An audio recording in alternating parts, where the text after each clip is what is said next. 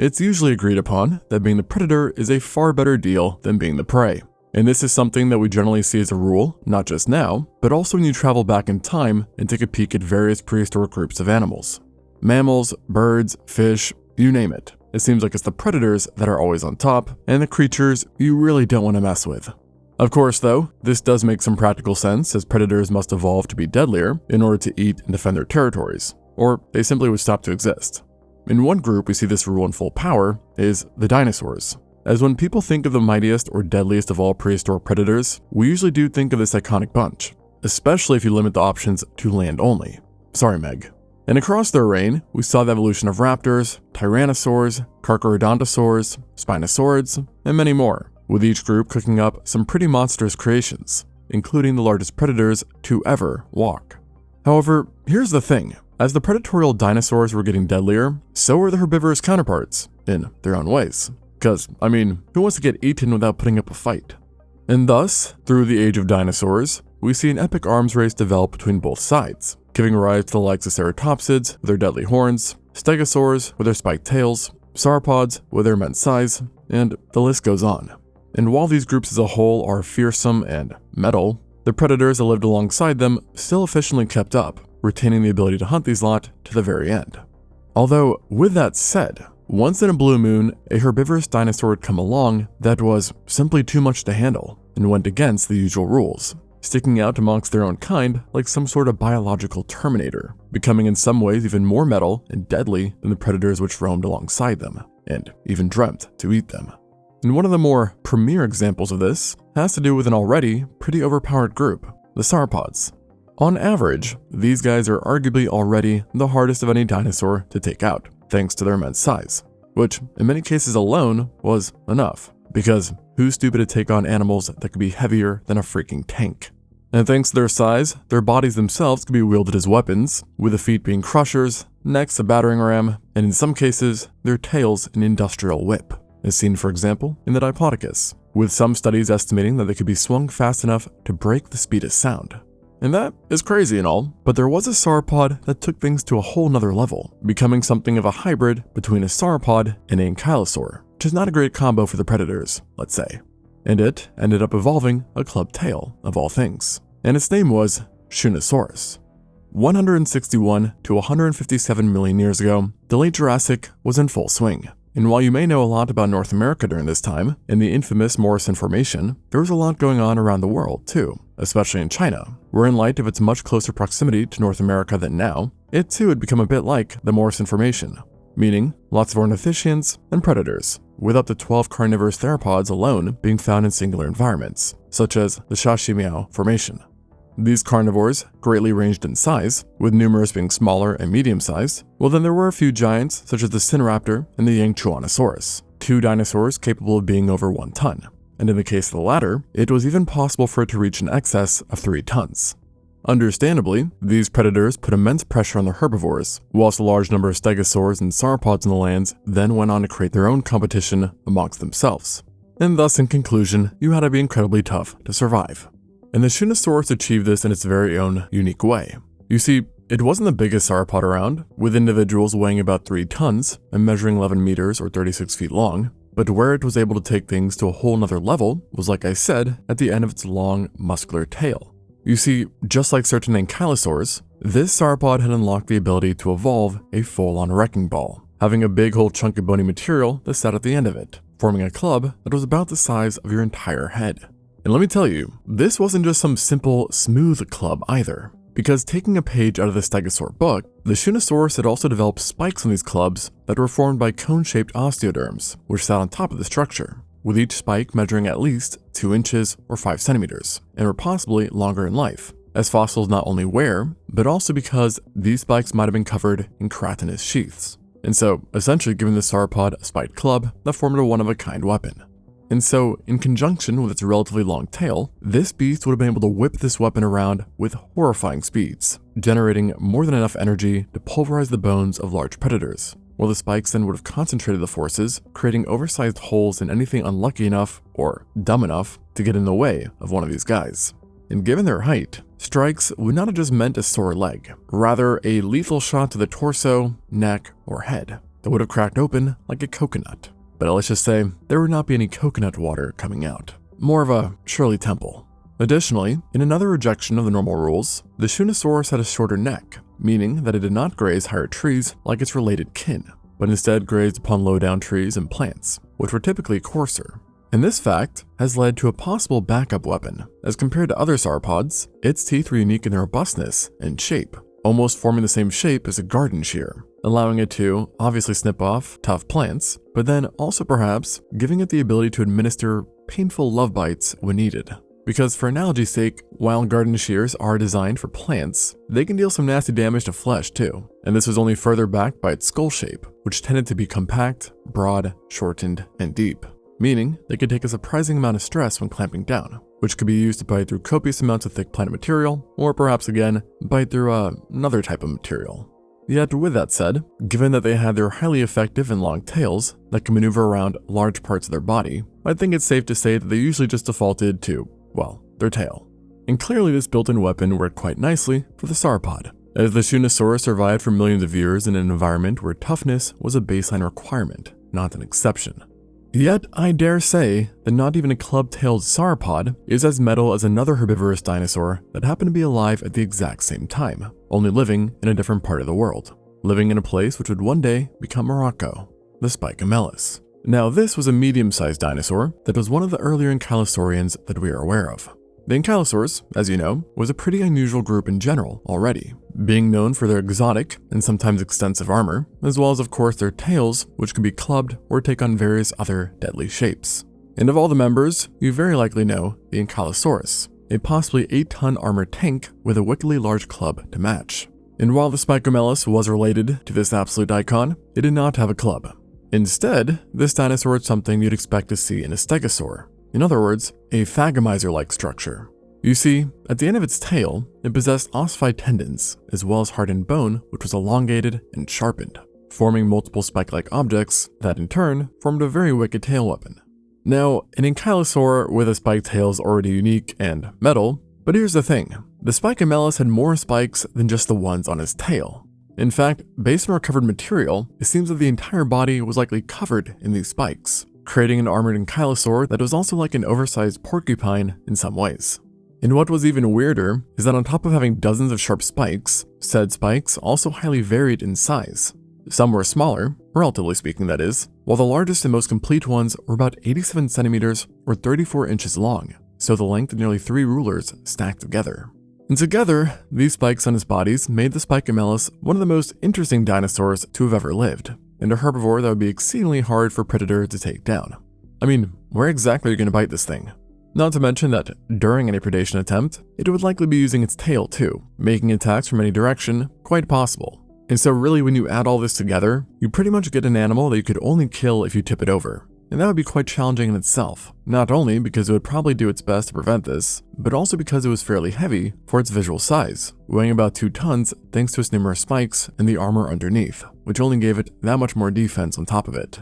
And suffice to say, this overkill level of self-defense, no pun intended, did help to keep the Spicamelus safe from hungry mouths, as within its environment, we know that various megalosaurids and allosaurs are present, while then the waterways are infested with multiple kinds of crocodilomorphs. And yet, even with this challenging environment, our spiky boy prevailed for over 7 million years. And what's interesting is that, as of now, the Spicamelus is actually the oldest known definitively named ankylosaur, and as such, it was clearly a big part of ankylosaur evolution, being on top of this, the oldest verified known member with a tail weapon. And thus, not only did its design keep it safe, but it was also probably a large reason why ankylosaurs were able to get a better foot in the door, and further evolve in a world already filled with threats and competition. And their strange design proved so effective that, like I said, they didn't really need overall size to scare off predators, even though from a width and length standpoint, they weren't exactly that big. And we do see this with yet another animal that also went the spiky route instead of size, and in some ways took things to an even further level than Spicamelus, essentially becoming a full-fledged, real-life porcupine dinosaur. And this would be the how long. Keeping in line with the apparent trend, this odd dinosaur lived in Mesozoic China during the early Cretaceous period some 125 million years ago. It was an ornithischian that was some type of hadrosauroid, and though it wasn't closely related, it did share somewhat of a resemblance with an iguanodon in general. as along with a similar superficial shape, it also had those elongated, iconic spiked thumbs that are thought to have possibly operated like stiletto weapons, being able to puncture and slice things. But here's the thing, how long was very much unlike the iguanodon when it came to size, for it was a smaller dino. Now this said, the only nearly complete specimen we have is just a juvenile, so we can't say for sure how big they grew, but based on related dinosaurs in the area, it's believed that adults are about half the length of an iguanodon, and much lighter. Still though, this more diminutive size, in addition to the thumbs, would have let it protect itself from most of the predators in its environments, which included the Caristodera and smaller tyrannosaurs like the D-Long and Raptorex, plus various troodonts and dromaeosaurs. But then there were larger predators like the Eutyrannus, which definitely grew to a lethal size for the how long, reaching up to 9 meters or nearly 30 feet and weighing over 1 ton. And so at this size, even an adult how long would have been a prime target for the Eutyrannus. But to get around this rather tricky, life-threatening ordeal, the how long developed structures never seen before in a dinosaur, and that would be quills. To be exact, when the original specimen was unearthed, paleontologists noted that there were hollow, keratinous spines that covered its entire body and were preserved down to the nuclear level. And these things highly differed from the protofeathers seen in theropods and spines of living squamates, instead showing a high similarity to the quills seen in modern porcupines, leading to the conclusion that this was in fact a quilled dinosaur. And I don't think I need to tell you that quills have been quite effective for porcupines, allowing them to be rather safe from predators that would otherwise have a field day with them. And paleontologists think this was a similar case with the how long, where the quills would act as a defensive shield against any sharp teeth looking for a bite. And just like the unrelated, modern porcupines, the how long's quills varied in length and width, with the smallest ones being rather short and narrow, while the largest were thickened and up to 2 inches long. But again, because of fossilization, in life they were likely even longer. Now, there is one mystery about this oddball though, and it's relating to the quills again. Because we only have juvenile specimens, and therefore paleontologists aren't 100% sure that adults actually retained the quills that they had while young. But if they did, it then also leads to another question of how long they grew in matured individuals. As if they did grow proportionally, then we could possibly be talking about an ornithopod covered in hundreds, or perhaps even thousands, of knife-length quills that would make just about any predation attempt on this dinosaur a rather self-destructive choice. And again, not to beat a dead horse, but this is relating to an animal that wasn't exactly a giant by dinosaur standards. However, as we see in the sauropods, size was always a classic fallback that could do the trick. And while many non-sauropod dinosaurs were large as well, it was usually just the long necks which were at the size that predators were fully deterred. Whereas on the flip side, if you got rid of the defenses of an Ankylosaurus or the spikes on a Triceratops, you'd probably have seen them join the local buffet. This said though, there was a subtle group of dinosaurs that actually, like the sauropods, used size to their advantage. However, unlike the former, this group didn't always use size, and it was really only a couple that pushed things to the absurd, becoming in fact the largest dinosaurs of all time that were not sauropods. And this would be the hadrosaurs. On paper, your typical hadrosaur was not really, let's say, that metal compared to other groups. They did not have any noticeable weapons or armor, and they generally weighed between 2 to 4 tons, making them larger than the median dinosaur, but nothing too crazy. However, like I alluded to, a few would end up evolving into absolute giants, making them one of the last things a predator would dare to take on. And for many years, the prime example of this was the Shantungosaurus. And this guy also happens to be our first late Cretaceous animal in the video, existing within China, once more, about 77 million years ago. If you drew this creature on paper, it would look like a fairly normal hadrosaur, having possessed a pretty standard body shape with no clear distinguishing features that set it apart from other hadrosaurs within its tribe of the Edmontosauri. Yet, if you were to see an adult in person, you'd quickly realize this guy wasn't standard by any hadrosaur means, as it was essentially a living, breathing kaiju. Based off remains, it's estimated that these guys would have measured a whopping 56 feet or 17 meters from snout to tail, while then weighing up to 18 tons and possibly more, and thus also making it even larger than the likes of the Tyrannosaurus rex, and also just in general, one of the largest animals on the entire continent at the time. And so undoubtedly, such immense size made this one hadrosaur you really did not want to mess with. And interestingly, just like horses, it's thought that hadrosaurs might have kicked. Let me tell you, I don't think you're walking away from a kick from this guy. And honestly, a kick is not the only thing you'd have to worry about, because just this thing walking, let alone running, would sort of be like a moving freight train. and so understandably, for the most part, the vast majority of predators in the area could only dream of taking down an adult. Only the Zoochang tyrannus, a tyrannosaur, came anything close to its size, measuring about 10 meters or 33 feet in length and weighing 5 metric tons. Yet, even that is quite a bit smaller than the Shantungosaurus, so a lone Zoochang tyrannus trying to take one down seems like a bit of a stretch. And that's not even factoring in the fact that there is strong evidence that this hadrosaur roamed in groups, improving obviously their collective defense. And then, on top of this guy, in recent years another hadrosaur that is seemingly turning out to be more and more of a freak when it comes to size was a fellow Edmontosaurini, and actually the flagship member, the Edmontosaurus, who also existed during the late Cretaceous but was instead found in North America.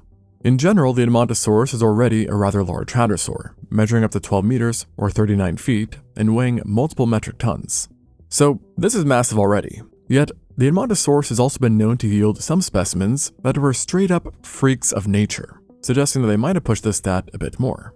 Specifically, the largest fossils found suggest that giant adults could have hit 15 meters or 49 feet and weighed up to nearly 16 metric tons, which, if the case, would be quite a non-insignificant size boost. And then on top of this, there is even one partial specimen where the tail alone, which is, by the way, actually the whole specimen, is over 7.5 meters or 25 feet long, which for perspective is almost twice the height of a giraffe. And again, that is just the tail. And this fossil is thought to have maybe belonged to an individual that weighed about 18 tons, so akin to that of the Shantungosaurus. And as much as I love the T-Rex, I don't think the king is trying to mess with something that big. And perhaps now is a good time to also mention that the Edmontosaurus and the Shantungosaurus' tail could have possibly been a secret weapon as well, as it seems that the tendons within their tails were heavily ossified, meaning tissue that is hardened, and likely served as anchors for massive, powerful muscles, something that would have made the tails a bit like a living brick wall, except a brick wall that could be swung. And something tells me that a massive rod of muscle, bone, and flesh, almost twice the size of a giraffe, would deal quite some serious damage, even to large predators. And clearly this giant size boost seems to have been a pretty OP move for the hadrosaurs, as giant hadrosaurs were a thriving bunch all the way up to the KT extinction event. So, who knows what would have happened if they had survived and kept on evolving. Of course, while all these herbivores are amazing, one cannot forget to pay homage to the Mount Rushmore of metal herbivorous dinosaurs, and that would undoubtedly be the Triceratops, Ankylosaurus, and Stegosaurus. Interestingly, all three of these guys were ornithischians, who all shared a common theme, which was that they existed in a realm of absolute constant danger. For the Ankylosaurus and the Triceratops, both lived alongside the literal largest terrestrial predator that we know of, the T-Rex, while then the Stegosaurus lived within the Morrison Formation, perhaps the most infamous environment of the entire Jurassic, with plenty of different predators to pick from. So, with all this unusual amount of danger, each evolved to be freaks of nature amongst their own families. And it seems that part of this formula included a sprinkle of gigantism, as all three are considered to be the largest, or basically the largest, members of their entire families, with the Ankylosaurus weighing 8 tons, the Stegosaurus 5 tons, and the Triceratops between 6 and 10 tons, depending on who you ask. And therefore, we are already talking about absolute units. But then on top of this, each of the three had evolved some pretty one-of-a-kind defenses and armor. The Ankylosaurus had the trademarked osteoderms, which covered extensive parts of its body, and also possessed the largest known club of any known ankylosaur, which could be swung, by the way, with enough power to pulverize bones, making any predation attempt a rather smooth-brained move. And while this does not mean anything in full certainty, it is also interesting that the Ankylosaurus is the only known large herbivore from the Hell Creek Formation that is yet to be found with any damage coming from a T-Rex, showing that even the king was wary of this herbivorous nightmare. Then on the flip side, you had the Triceratops, who is the only known dinosaur so far to have conclusively injured a Rex, based on the very well-known dueling dinosaur specimen. And it was able to achieve this thanks to its very own OP build, which included a massive bony frill on its head that acted as a protective cover, not just for its face, but its more vulnerable neck area as well. Then, sitting on top of this protection, the Triceratops had the crowning achievement of the ceratopsids, a wicked set of sharp horns that in its case came in 3, with the 2 top ones being significantly longer than the bottom. These lethal guys were made up of bony cores, and then covered in a thick keratinous sheath, meaning that in life they were longer than what you see in the museums. And that is saying a lot, seeing that the largest recorded spikes, coming from a specimen dubbed Yoshi's Trike, and no, I'm not kidding, are already 115 centimeters, or nearly 3.8 feet long. So in other words, long enough that in most cars, if you were sitting in the passenger seat, you would still get skewered if a Triceratops stuck its horn through the driver's window. Then, contrary to what many believe, the horns in life were curved, not straight, which actually made them a bit more nasty to get hit by, as the curved nature would have caused more messy wounds and larger wound channels that would increase bleeding and increase infection risk if you managed to survive, with due emphasis on the if part. Plus, because of this curvature, the Triceratops had good leverage to then, if it wanted to, buck its head back and either tip or throw whatever unfortunate animal into the air, kind of like what we see in modern-day bulls. And then last, but by no means least, there was the Stegosaurus, who had its infamous thagomizer at the end of its large, muscular tail. Like the Triceratops, the 4 defensive spikes were made up of a solid, bony core, which was then covered by, again, a keratinous sheath, making the spikes longer and, you guessed it, sharper. Based on one study, it was estimated that using its muscles, the Stegosaurus could swing its tail with enough power to generate about 35 kilos of force, which at first doesn't sound like a whole lot, but you have to remember that all this pressure was concentrated on the tips of the spikes, and therefore they were generating pressures more than 1,000 times greater than the atmosphere at sea level, which in non-scientific terms means that it was more than enough to punch clean holes straight through flesh, muscles, organs, and get this, even bones, as one seriously unfortunate Allosaurus found out firsthand. You see, some years ago, an Allosaurus specimen was found with a puncture-shaped wound on what was essentially its crotch. Yeah, ouch. And said puncture-shaped wound perfectly matched the shape of yours truly, the Stegosaurus' thagomizer. And what really sucked for this predator was that it didn't even die at first, which might sound mean to say, but makes a lot more sense when you realize that it suffered for an unknown duration of time before death finally took it due to the injury. And if the thagomizer wasn't enough somehow, there is a little known secret about the Stegosaurus, which is that it was actually armored too. Well, part of it, as individuals possessed a specialized layer of neck armor known as gular armor that was made up of hundreds of small bony plates and nodules, giving it resistance to throat attacks. And with that, we come to this video's end, but not the end of the list of incredibly hardcore herbivores, because trust me, there were plenty more to go around. But their stories are for another day. Thanks for watching, and until next time, on ExtinctZoo.